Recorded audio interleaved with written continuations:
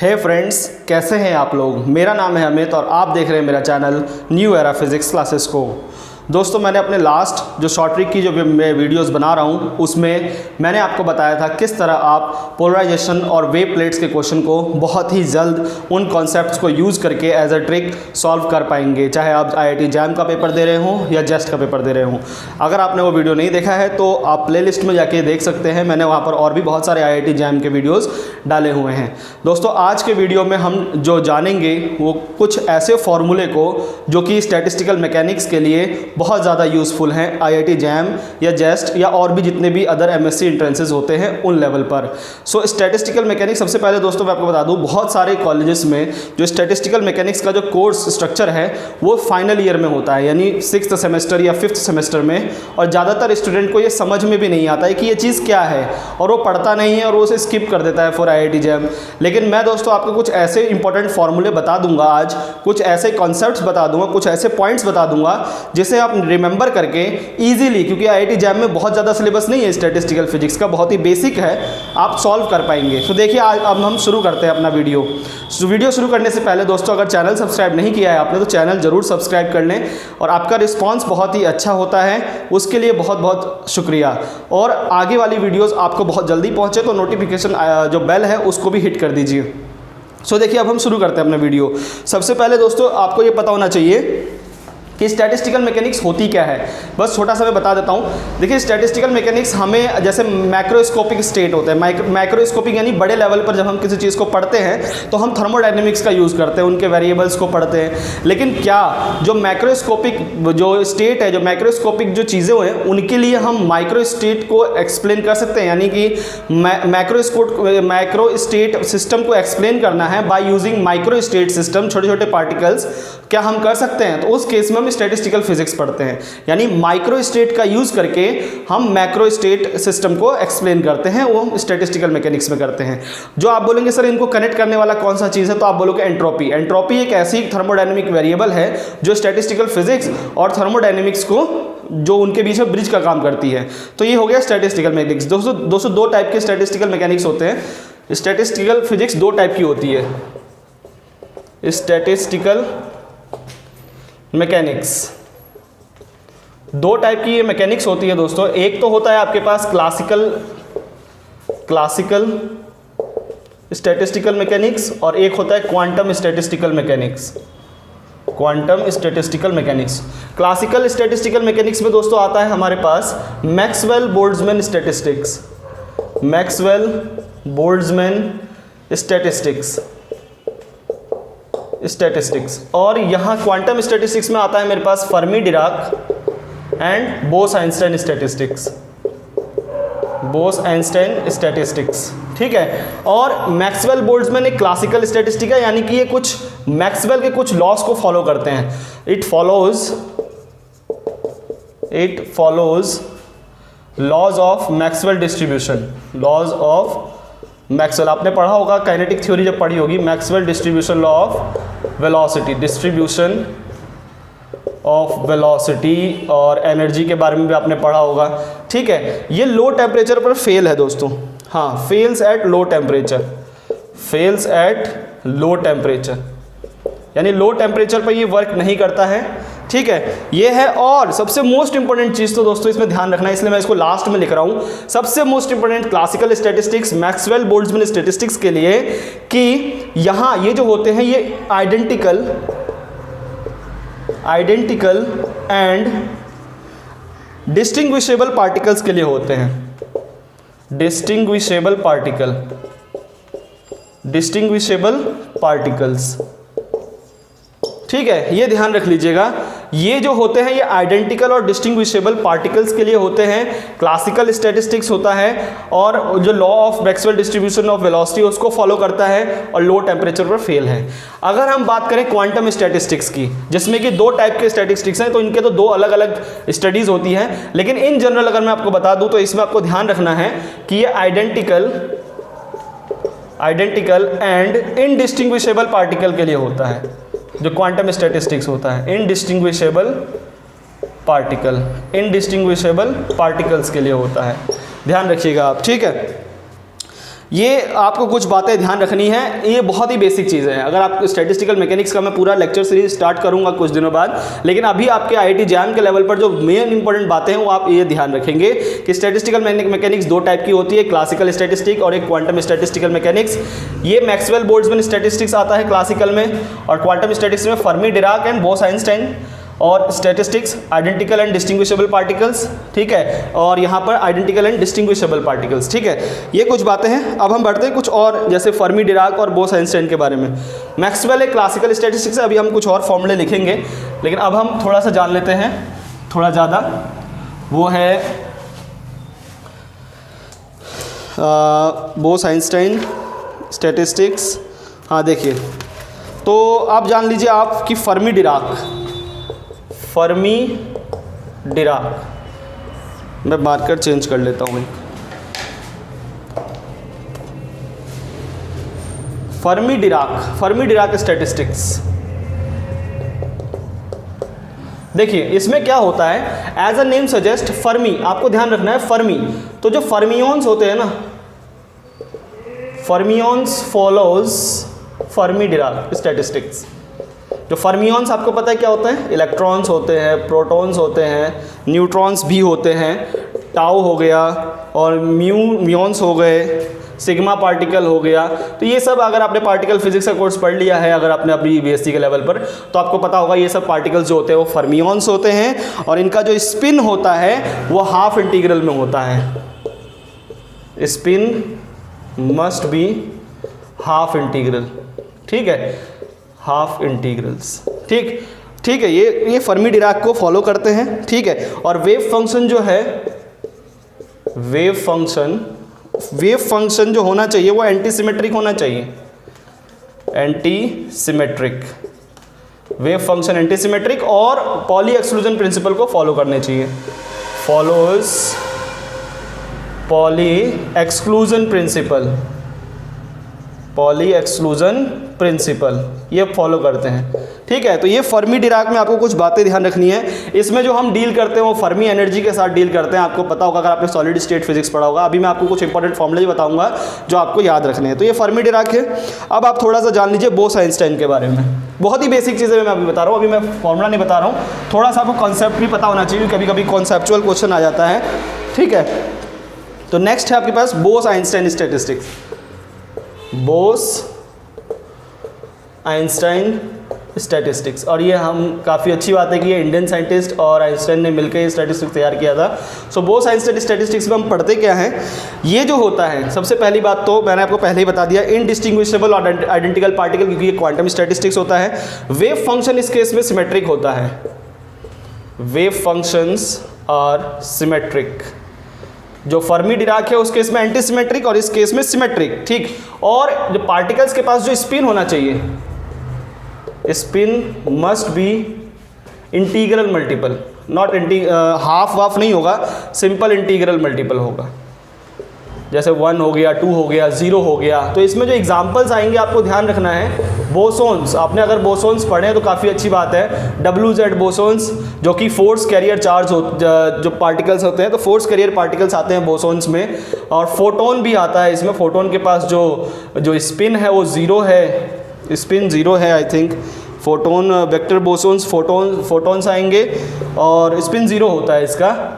और ग्रेविटॉन्स तो बोसोन होता ही है, तो ग्रेविटॉन के पास जो स्पिन होता है वो 2 होता है। तो आप देख रहे हैं ये जो है इंटीग्रल मल्टीपल होना चाहिए। तो बोसोन्स जितने होते हैं तो और फोटोन्स और ग्रेविटॉन्स वो सब बोस-आइंस्टाइन स्टैटिस्टिक्स को फॉलो करते हैं। नेक्स्ट आपको पता होना चाहिए इस केस में, हाई टेम्परेचर पे at high temperature all statistics approaches 0, all statistics approaches 0, ठीक है। ये कुछ बातें आपको पता होनी चाहिए। तो ये देखिए, ये बोस-आइंस्टाइन स्टैटिस्टिक्स में हो गया, फर्मी डिराक में हो गया, बहुत ही बेसिक चीज़ें हैं। अब मैं आपको कुछ इंपॉर्टेंट फॉर्मूले बताता हूँ जो कि आपको याद रखने हैं हमेशा। देखिए कुछ बातें और हैं, मैं अभी आपको लिखवाऊँगा आगे, कुछ बातें अभी और हैं, जैसे कि डिस्ट्रीब्यूशन फंक्शन हो गया। देखिए बोस-आइंस्टाइन जब आ गया तो मैं आपको इसी में बता देता हूँ। बोस-आइंस्टाइन का में जो केमिकल पोटेंशियल होता है, केमिकल पोटेंशियल आपने पढ़ा होगा थर्मोडायनेमिक्स में, केमिकल पोटेंशियल जो होता है वो ज़ीरो और नेगेटिव होता है। ज़ीरो फॉर द फोटोन, ध्यान रखिएगा, फोटोन के लिए ज़ीरो होता है और नेगेटिव अलग अलग पार्टिकल्स बोसोन ग्रेविटॉन्स के लिए, तो ज़ीरो और नेगेटिव होता है इसमें केमिकल पोटेंशियल। और फोटोन के लिए for a photon chemical potential for a photon is zero. ठीक है। डिस्ट्रीब्यूशन जो फंक्शन होता है, डिस्ट्रीब्यूशन फंक्शन जो डिस्ट्रीब्यूशन फंक्शन है, डिस्ट्रीब्यूशन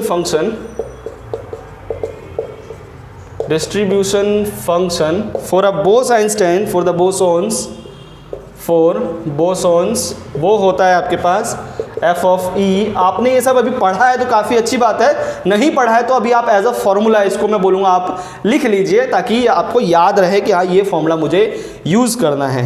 ये है एप्सिलॉन माइनस म्यू ओवर के टी माइनस 1। ये म्यू का मतलब chemical potential, E stands for energy और के टी आपको पता होगा, के स्टैंड्स फॉर बोल्ट्जमैन और टी स्टैंड्स फॉर टेम्परेचर। तो ये डिस्ट्रीब्यूशन फंक्शन है किसी बोसोन के लिए। ठीक है। ये है एवरेज नंबर ऑफ पार्टिकल अगर आता है फाइंड करने के लिए, average number of particle, average number of particle आता है फाइंड करने के लिए और वो बोस-आइंस्टाइन स्टैटिस्टिक्स है, यानी कि बोसोन या ग्रेविटॉन या फोटोन्स हैं, तो उस केस में आप फाइंड करेंगे n i is equal to g i over beta e minus in mu. यहाँ पर g I stands for degeneracy, ये डीजेनरेसी होती है, आपने पढ़ा होगा डीजेनरेसी क्या होता है, तो डीजेनरेसी है। बीटा का मतलब है 1 में के टी और ई का मतलब है एनर्जी और म्यू का मतलब है केमिकल पोटेंशियल। ठीक है। और एक और बात आपको ध्यान रखना है बोस-आइंस्टाइन में, वो है पॉपुलेशन, यानी number of particle, population increases in the ground state, increases in the ground state, increases in the ground state below TB। अभी आप बोलेंगे सर टीबी क्या है? टीबी बोस-आइंस्टाइन आप कंडेंसेट टेम्परेचर कह लीजिए। अगर आपने वो इस टेम्परेचर से कम कर दिया तो सारे के सारे जितने भी पार्टिकल्स हैं, वो बोसोन्स हैं, वो ग्राउंड स्टेट की तरफ आ जाते हैं, यानी पॉपुलेशन नीचे की तरफ बढ़ जाती है। ये आपको ध्यान रखना है। और जो टीबी है इस केस में एक और पॉइंट है, जो ये बोस-आइंस्टाइन कंडेंसेट टेम्परेचर है वो एन के पावर 2/3 के पावर पर प्रोपोर्शनल है। N stands for population density, number of particles पर यूनिट वॉल्यूम। ये कुछ बातें बोस-आइंस्टाइन स्टैटिस्टिक्स के लिए हैं। ठीक है। ये कुछ इंपॉर्टेंट फार्मूले भी हो गए आपके पास। अब मैं आपको फर्मी डिराक के बारे में कुछ फार्मूले बता देता हूँ। फर्मी डिराक का मैंने बेसिक्स बता दिया आपको क्या होता है। फर्मी डिराक जो होते हैं वो हाफ इंटीग्रल मल्टीपल वाले पार्टिकल फॉलो करते हैं, पॉली एक्सक्लूजन प्रिंसिपल फॉलो करते हैं, लेकिन कुछ फार्मूले और भी इंपॉर्टेंट है फर्मी डिराक में। वो क्या है देखिए, सबसे पहले आपको ध्यान रखना है जो डिस्ट्रीब्यूशन फंक्शन है, डिस्ट्रीब्यूशन फंक्शन जो होगा वो हमेशा ये होगा। बस दोनों में डिफरेंस कुछ नहीं है, आप जरा ध्यान रखिएगा। बोस-आइंस्टाइन कंडेंसेट और बोस-आइंस्टाइन स्टैटिस्टिक्स और यहाँ पर ये फर्मी डिराक के केस में जो डिस्ट्रीब्यूशन फंक्शन है यहाँ माइनस होता है, उस केस में यहाँ प्लस है। ठीक है। और ई एफ का मतलब है फर्मी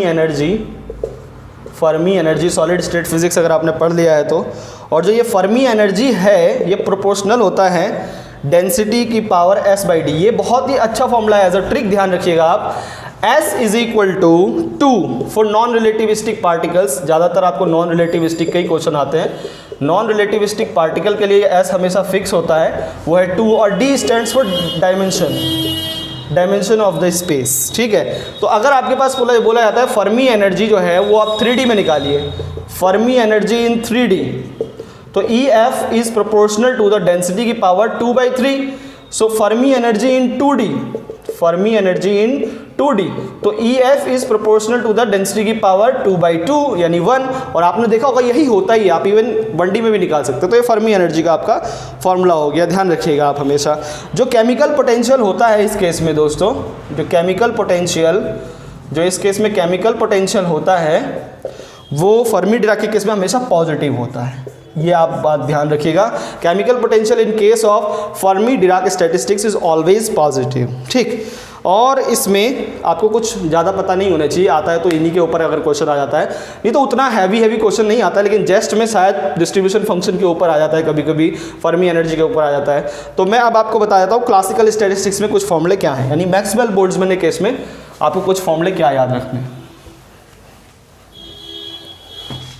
देखिए मैक्सवेल बोल्ट्जमैन के केस में या क्लासिकल स्टैटिस्टिक्स, मैक्सवेल बोल्ट्जमैन के केस में आपको क्या याद रखना है, मैक्सवेल बोल्ट्जमैन के केस में आप सबसे पहले याद रखिएगा कि जो एवरेज एनर्जी होती है या क्लासिकल स्टैटिस्टिक्स में एवरेज एनर्जी होगा, आप इस फॉर्मूले से फाइंड करेंगे। एवरेज को हम ऐसे लिखते हैं, आपने क्वांटम में देखा होगा, summation of E I P I. P I stands for partition function, वो उतना ज़्यादा अभी जरूरत नहीं है आपको। ई आई जी आई ई की power minus beta E I over summation G I E की power minus beta E I. यहाँ बीटा आपको पता है वही है 1/KT। E I stands for energy level, जैसे 0 हो सकता है, 1 हो सकता है, E1 E2 E3 जो भी दिया हो, तो ये एनर्जी लेवल्स हैं, आप पुट करके फाइंड कर सकते हैं इजीली फॉर्मूले में। और G I stands for degeneracy. Degeneration आपको पता है, नहीं पता है तो इसका मतलब मैं बता देता हूँ। डीजेनरेसी का मतलब है कि एक ही एनर्जी लेवल पे कितने नंबर ऑफ पार्टिकल्स अवेलेबल है, यानी एक ही टाइप के एनर्जी लेवल पे कितने नंबर ऑफ पार्टिकल्स अवेलेबल हैं, वो होती है उसकी डीजेनरेसी। यानी एनर्जी आइगन वैल्यू सेम होता है उन सभी के लिए। तो ये डीजेनरेसी आपको गिवन होगा, आप पुट करिए एंड देन उसको समेशन तो आपको पता ही होगा, पहला टर्म प्लस दूसरा टर्म पुट करके वैल्यू निकाल दीजिए। ज़्यादातर क्वेश्चन डायरेक्ट पुटिंग पर ही आता है, तो आपको ये फॉर्मूला ध्यान रखना है एवरेज एनर्जी का। जो केमिकल पोटेंशियल होता है, केमिकल पोटेंशियल जो इस केस में मैक्सवेल बोल्ट्जमैन के केस में वो हमेशा नेगेटिव होता है। बोस-आइंस्टाइन के केस में 0 एंड नेगेटिव, फर्मी डिराक के केस में पॉजिटिव, और मैक्सवेल बोल्ट्जमैन या क्लासिकल के केस में नेगेटिव। ठीक है, ये आपको एक बात ध्यान रखनी है।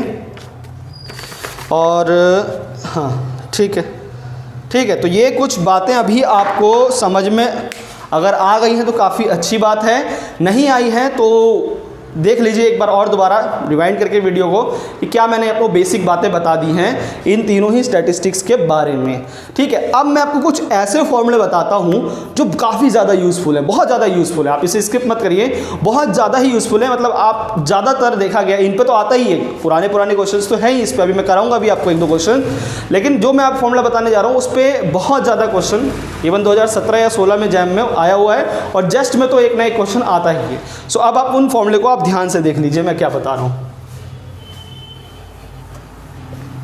देखिए जो कंसेप्ट में बता रहा हूं वो है आपका number of microstates, number of microstates के ऊपर। यानी कि अगर मैं माइक्रोस्कोपिक सिस्टम को एक्सप्लेन करना चाहता हूं तो मुझे कितने माइक्रोस्टेट्स की जरूरत पड़ेगी, माइक्रोस्कोपिक पार्टिकल्स या माइक्रोस्कोपिक प्रोबेबिलिटी की जरूरत पड़ेगी। सो उसके लिए जो फॉर्मूले आपको यूज़ करने हैं वो बहुत ही ईजी है, बहुत ज़्यादा ईजी है। देखिए सबसे पहले मैं आपको बताता हूँ मैक्सवेल बोल्ट्जमैन के केस में, मैक्सवेल बोल्ट्जमैन स्टैटिस्टिक्स में जो नंबर ऑफ माइक्रोस्टेट्स या नंबर ऑफ अवेलेबल माइक्रोस्टेट्स, आप जो भी बोल लीजिए, उसको हम ये ओम वाले साइन से डिनोट करता हूँ मैं। तो ये होता है आपका हमेशा इस प्रोपोर्शनल टू का साइन लगा देता हूँ मैं अभी, GI की पावर NI। ये आप ध्यान रखिएगा। बोस-आइंस्टाइन स्टैटिस्टिक्स में जो ये नंबर ऑफ माइक्रोस्टेट है ये प्रोपोर्शनल होता है NI प्लस GI माइनस 1 का फैक्टोरियल ओवर NI का फैक्टोरियल एंड GI माइनस 1 का फैक्टोरियल। ठीक है, बोस-आइंस्टाइन। और फर्मी डिराक के केस में जो ये अवेलेबल माइक्रोस्टेट्स हैं ये प्रोपोर्शनल होते हैं GIC-NI। C stands for combination, factorial का पता ही आपको क्या होता है 987 अगर 9 फैक्टोरियल है तो, और GN ये है। तो number of available microstates to explain the macroscopic system, ये हम फाइंड करते हैं अलग अलग स्टैटिस्टिक्स में। ठीक है, एक बात आप ये ध्यान रखिएगा, आता है तो इस पे ज़रूर आता है एक क्वेश्चन। ठीक है, देखिए अब हम बढ़ते हैं नेक्स्ट, जो मैं आपको बात बताने वाला हूँ उसे भी आप ध्यान से सुनिए। इंसेंबल्स, मोस्ट इंपॉर्टेंट चीज़ जो अभी रह गया है दोस्तों वो एक और चीज़, मैं इंसेंबल्स बताने से पहले एक और चीज़ क्लियर करना चाहता हूँ। बोल्ट्जमैन के अनुसार, जो बोल्ट्जमैन ने हमें बताया था, बोल्ट्जमैन के अकॉर्डिंग जो एंट्रोपी होती है वो हम इस फॉर्म में लिख सकते हैं, लॉग W नहीं, आप मैंने सिग्मा ओम बताया था। सो K stands for Boltzmann constant. तो अगर आपको एंट्रोपी फाइंड करने के लिए आता है तो सबसे पहले आप नंबर ऑफ माइक्रोस्टेट्स फाइंड कर लिए, जो कि मैंने अभी फॉर्मूला बताया था। अब microstate, number of microstate find करने के बाद सिंपली आप इस फॉर्मूले पुट कर दीजिए, you will get the answer. ठीक है, एक और फॉर्मूला आपको ध्यान रखना है, नंबर ऑफ माइक्रोस्टेट्स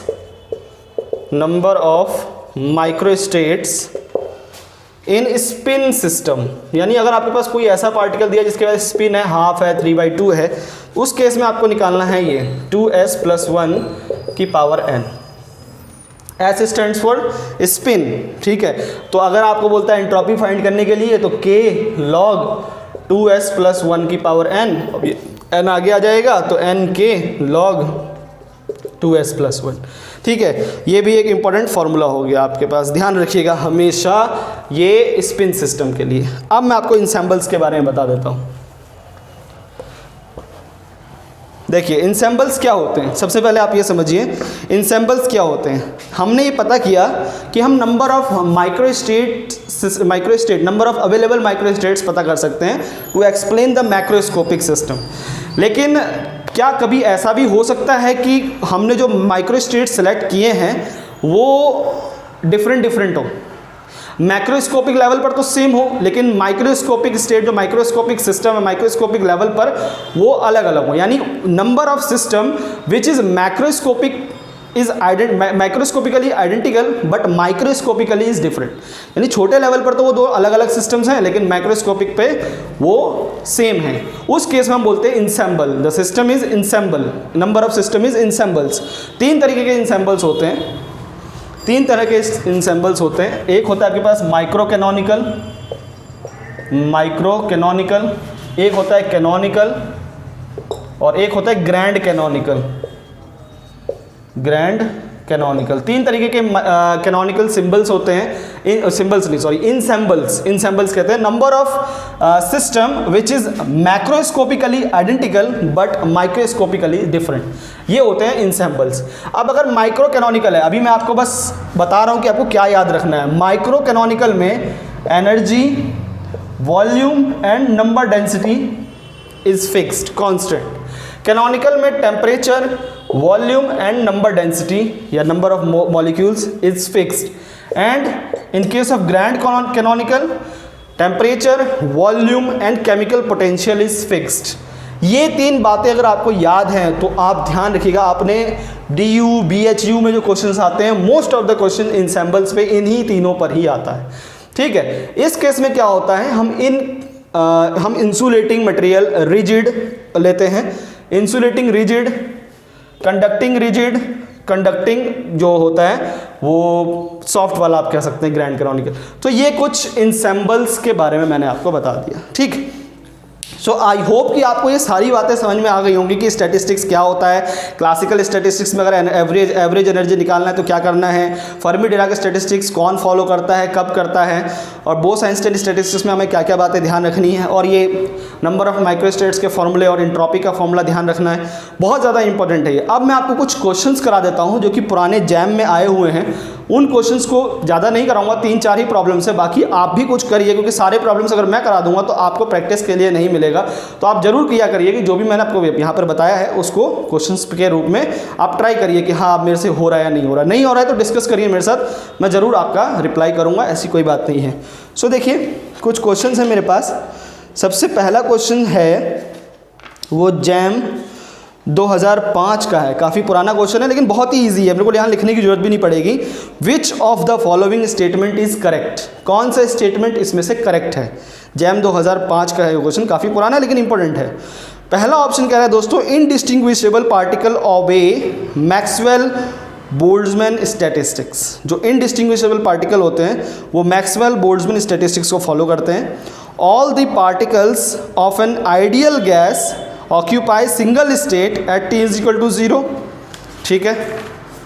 और द इंटीग्रल स्पिन पार्टिकल ओबे बोस-आइंस्टाइन स्टैटिस्टिक्स, ठीक। और प्रोटॉन ओबे फर्मी डिराक। देखिए फोटोन ओबे फर्मी डिराक बिल्कुल सही है, और ये हाँ प्रोटॉन एक फर्मियन है, ठीक है। इंटीग्रल स्पिन बोस-आइंस्टाइन ये भी ठीक है, मैंने अभी आपको बताया था। All the particles of an ideal gas occupy, ये फर्मी डिराक को फॉलो करते हैं, ये भी ठीक है। पहला जो है वो इनकरेक्ट है। क्वेश्चन जो है दोस्तों कौन सा इनकरेक्ट है, मैंने यहाँ करेक्ट लिख दिया गलती से, लेकिन इन से कौन सा जो स्टेटमेंट है वो इनकरेक्ट है। तो अभी आपने देखा था मैक्सवेल बोल्ट्जमैन स्टैटिस्टिक्स के लिए तो आइडेंटिकल पार्टिकल और डिस्टिंग्विशेबल पार्टिकल चाहिए, यानी हम उन्हें डिस्टिंग्विश कर पाएँ, तो वो मैक्सवेल बोल्ट्जमैन स्टैटिस्टिक्स को फॉलो करते हैं। तो ये तो गलत लिखा है, यहाँ इनडिस्टिंग्विशेबल लिखा है, ये क्वेश्चन है दोस्तों। नेक्स्ट क्वेश्चन है जैम 2008 का। ये भी स्टेटमेंट वाइज कंसेप्ट आपको बस पता होना चाहिए, जो बातें मैंने आपको बताया था। Chemical potential of an ideal Bose gas, यानी बोसोन है ये, एट एनी टेम्परेचर इज, यानी बोसोन के लिए केमिकल पोटेंशियल क्या होता है? Option A necessarily negative, option B either zero और negative, necessarily positive, either zero और पॉजिटिव। सबसे पहली बात मैं आपको बता चुका हूँ, chemical potential is either zero और नेगेटिव। ऑप्शन इसका जो है वो बी है। ठीक, ध्यान रखिएगा आप। जैम 2013 का क्वेश्चन, ये करने लायक क्वेश्चन है, इसको मैं आपको बता देता हूँ कैसे करना है आपको। देखिए कह रहा है, ये जैम 2013 का क्वेश्चन है, ये ज़्यादा टफ नहीं आता है स्टैटिस्टिकल फिजिक्स से क्वेश्चन, आता है तो डायरेक्टली फॉर्मूला बेस्ड ही आता है। सो देखिए तीसरा क्वेश्चन है आज का, कह रहा है N M B ratio N B E ratio N F D. ये कह रहा है denotes the number of ways in which two particles can be distributed in two energy levels. देखिए जो मैंने आपको ये बताया था ना ओम का साइन, इसको बोला था मैंने नंबर ऑफ माइक्रोस्टेट। इसका जो मीनिंग होता है ना, मैंने तो अभी आपको वैसे समझा दिया, अगर आपने पढ़ा होगा तो पता होगा। इसका मतलब होता है कितने नंबर ऑफ पार्टिकल्स को हम अरेंज कर सकते हैं, कितने नंबर ऑफ पार्टिकल को हम, कितने नंबर ऑफ वेज में पार्टिकल्स को अरेंज कर सकते हैं different energy levels. Number of veg, कितने नंबर ऑफ वेज मेरे पास अवेलेबल है ताकि मैं पार्टिकल्स को डिफरेंट एनर्जी लेवल्स पे डिस्ट्रीब्यूट कर सकूं, अरेंज कर सकूं। ठीक है, तो इसका मतलब ये भी होता है। बाकी सिंपली हम इसको कहते हैं माइक्रो स्टेट्स, क्योंकि अगर आपने माइक्रो स्टेट्स का मतलब समझा होगा तो आपको पता होगा नंबर ऑफ वेज होते हैं। ठीक, सो देखिए इन टू एनर्जी लेवल्स, यानी कि मेरे पास जो जी आई दिया हुआ है वो भी 2 दिया हुआ है और नंबर ऑफ पार्टिकल्स भी 2 दिए हुए हैं। तो सिंपल है, आपको पता है मैक्सवेल बोल्ट्जमैन के केस में जो ये प्रोपोर्शनल होता है, नंबर ऑफ माइक्रो स्टेट्स, वो प्रोपोर्शनल होता है जी आई की पावर एन आई, है ना, जी आई की पावर एन आई। तो आपको पता चल गया इस केस में जो होगा वो 4 आएगा। बोस आइंस्टाइन के केस में, बोस आइंस्टाइन के केस में आपने पढ़ा है, मैंने अभी बताया था आपको, 4 में से 1 गया तो 3 फैक्टोरियल, 2 फैक्टोरियल और सिंपली 1 फैक्टोरियल, तो ये आपका 3 आ जाएगा। ठीक है, अब फर्मी डिराक के केस में भी मैंने अभी आपको बताया था, वो होता है जी आई सी एन आई। तो इस केस में आप जब फाइंड करेंगे तो ये 2C2 आ जाएगा जो कि 1 होगा। तो जो रेशो आएगा वो क्या आएगा, 4:3:1। आप इजीली फाइंड कर सकते हैं कुछ ही फॉर्मूले की मदद से। ठीक है, तो ये आपको समझ में आ गया होगा। नेक्स्ट देखिए, नेक्स्ट बहुत ही ज़्यादा ईजी क्वेश्चन है। नेक्स्ट कह रहा है consider a system of n particles obeying classical statistics. ध्यान रखिए classical statistics, each of which can have energy 0 and E, then system is in thermal contact with reservoir maintain at T, temperature fix हो गया है। Which of the following is correct, यानी आपको options दिए हुए हैं, आपको क्या करना है इसमें एवरेज एनर्जी फाइंड करनी है। तो क्लासिकल स्टैटिस्टिक्स के लिए मैंने एवरेज एनर्जी का फॉर्मूला बताया है। आप उस एवरेज एनर्जी में EI की वैल्यू दी हुई है, EI पहले पार्टिकल के लिए E1 0, देन दूसरा, तो ये दिया हुआ है आपको, EI और GI दोनों का वैल्यू दिया हुआ है। वैल्यू पुट करिए, आंसर निकालिए और मैच करिए, डायरेक्ट फॉर्मूला बेस्ड है, कुछ ज़्यादा टफ नहीं है। नेक्स्ट क्वेश्चन शायद मे बी ये जेस्ट का क्वेश्चन है, मैंने लिखा नहीं यहाँ पर। Consider a system of 2 non interacting classical particles which can occupy any of these energy level. Classical particles, तो क्लासिकल पार्टिकल्स के लिए ध्यान रखिएगा हमेशा वो क्लासिकल स्टैटिस्टिक्स को ही फॉलो करेंगे। क्वांटम पार्टिकल नहीं लिखा हुआ है तो क्लासिकल स्टैटिस्टिक्स के लिए एनर्जी, एवरेज एनर्जी का फॉर्मूला लिखिए, उसमें आपको GI और EI का वैल्यू दिया हुआ है। जस्ट का क्वेश्चन है 2017 या 18 का, और आप उसमें पुट करिए, आंसर निकालिए। और आगे एक और चीज़ कर रहा है, सॉरी ये जैम का क्वेश्चन है, मैंने लिखा हुआ है जैम का क्वेश्चन है ये, इसमें हमें C भी फाइंड करना है। C stands for heat capacity, specific heat capacity. तो आपको पता है जब आप एनर्जी फाइंड कर लेंगे एवरेज, तो उसका टेम्परेचर के रिस्पेक्ट में डिफरेंशिएशन जो होता है वो स्पेसिफिक हीट होता है। तो आप इसे कर लीजिए, और भी बहुत सारे प्रॉब्लम्स अवेलेबल होंगे, आप उन प्रॉब्लम्स को करने की कोशिश करिए। इस नोट की अगर आपको PDF चाहिए होगी तो आप मुझे बता सकते हैं, मैं उसकी PDF बना के आपको दे दूँगा और आप इसे पढ़ते रहिएगा। ठीक है, सो आई होप कि आपको ये आज का वीडियो काफ़ी अच्छा लगा होगा। काफ़ी से ज़्यादा प्रॉब्लम सॉल्व करिए, क्योंकि मैं नहीं करा रहा हूँ, क्योंकि क्या होता है कि मैं 3-4 प्रॉब्लम्स तो करा दूंगा, लेकिन बाकी आपको करने हैं। सारे क्वेश्चंस मैं यहाँ नहीं करा सकता कि हाँ अब इसका मतलब देखिए हम इसको कैसे सॉल्व करेंगे, आपको खुद भी करना है। तो आप 4-5 प्रॉब्लम्स और कर लीजिए, जो भी मैंने अभी आपको कॉन्सेप्ट बताया आराम से सॉल्व हो जाएंगे, आप करने की कोशिश करिए। ठीक है, सो ठीक है, अभी के लिए इतना ही, मिलते हैं हम अपने नेक्स्ट शॉर्ट ट्रिक वीडियो में। ख़त्म करने से पहले दोस्तों गिव अवे चल रहा है, जल्दी से जाके पार्टिसिपेट करो यार, और वीडियो को लाइक ज़रूर कर दें और ज़्यादा से ज़्यादा शेयर करें। ज़्यादा से ज़्यादा स्टूडेंट हमारे साथ जुड़ेंगे, काफ़ी अच्छी बात है, और आप सभी का रिस्पॉन्स काफ़ी अच्छा आ रहा है। तो मिलते हैं अपने नेक्स्ट वीडियो में, तब तक के लिए ख्याल रखिए अपना। Best of luck for your upcoming examinations.